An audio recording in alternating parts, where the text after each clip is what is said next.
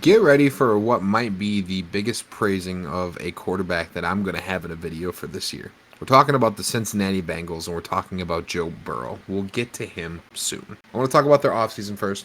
Talk about the moves they made in the draft, who they signed, who they brought in, what that caused, and frustration with some other people. We'll get there in a second, though. Start with the draft. Round 5, taking Chase Brown out of Illinois. As somebody who lives in Wisconsin, Chase Brown was somebody that was very, very able to watch at a lot of times, and he's a stud, averaging over 5 yards of carries with good hands. He tested out like an elite running back that would fit the exact mold of what the Cincinnati Bengals are looking for. In round 5, picking up a talent like him, especially because Cincinnati is going to need a running back, was a fantastic pick in my opinion. Round 3, they picked up an even better pick in my opinion in the safety out of Alabama, Jordan Battle. Obviously, losing Jesse Bates out of that safety room this year, there's a couple holes that needed to be filled, and I honestly believe that Jordan Battle is going to be a plug-and-play, immediate help. He graded out as a second-round pick to a ton of teams, and falling to them in the third, easily one of the best moves they could have made in this draft. Second-round pick, they take DJ Turner, cornerback out of Michigan, who, again, is an immediate plug-and-play for their defense. They needed to get faster and younger in the secondary, and they do so with this move.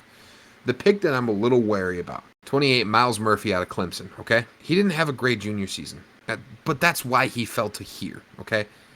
They now have a quartet of very, very physical and dominant pass rushers, though, that can get after the quarterback, and genuinely speaking, I would not want to be a quarterback going up against that front. Let's talk about some moves that I enjoyed that they did this offseason, though. Starting with letting Hayden Hurst walk. Now, hear me out. I'm not glad that they let a genuinely great player walk, but he's 30 years old, and he got a bag elsewhere. But you signed Irv Smith Jr. to replace him, and if Irv Smith Jr. can stay healthy, it's a fantastic signing. It's almost like they didn't lose anything at all. Now, Hayden Hurst obviously is better than Irv Smith Jr., in my opinion, currently. However, you're trying to win a Super Bowl. You can't pay a 30-year-old tight end who's going to go downhill more than likely. The second move they made, re-signing Jermaine Pratt. I'm not going to get too much into this one. Quality signing on a 3-year deal. The best signing that they made this offseason was signing Orlando Brown Jr. However, it did also stir up some problems in Cincinnati because their current left tackle put in a trade request. But Orlando Brown Jr. was the hottest free agent for an offensive lineman this offseason, and they smashed this out of the park. Maybe one of the most dependable linemen in the NFL. He did not give up sack during the postseason. It is a genuinely great signing. Now, there's a couple under the radars when you look at their team. They signed Nick Scott from LA, 3-year cheap deal for the safety to re-sign, or to recover, rather, from the losses that they had. I genuinely enjoy the move. I think that they're going to be a quality team, and obviously what I'm about to tell you record-wise is going to stand for that. So let's look at the Cincinnati Bengals record. Buckle up, because there's not a lot of losses. Hey guys, what's going on? It's Avery from the SLG Network here. Sorry to interrupt your video, but I did just want to let you know that more than 90% of our viewers are not subscribed to the SLG Network. So please, do us a quick favor. It'd mean the world to us. Go and hit that subscribe button at the bottom of the video. I appreciate you. They start off with a 5-game winning streak, winning on the road at Cleveland, winning at home against Baltimore and LA. They win on the road against Tennessee and Arizona.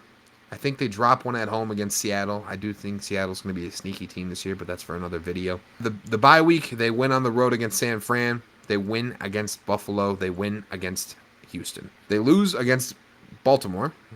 They win against Pittsburgh. They win on the road against Jacksonville. They win at home against Indy. They drop one to the Vikings, so I don't want to talk about it. They win the next 3, finishing the season against Pittsburgh, Kansas City, and at home against Cleveland. I have them finishing with a 14-3 record, 5-1 in the division, and 11-1 in the conference. The reason behind this, it shouldn't be a surprise. The Bengals are a quality team. Nobody is going to fret at this, and if you do, please drop a comment down below and explain why. But I truly believe this is the year that Joe Burrow wins MVP. You look at a lot of the situations around the league, it's going to take quite a bit from the quarterbacks that have already done it, and it's going to take an outstanding season elsewhere. This year is my prediction for Joe Burrow. If you agree, drop a comment down below. If you even disagree, drop a comment down below. Make sure you like the video, subscribe. I'll see you on the next one. Peace.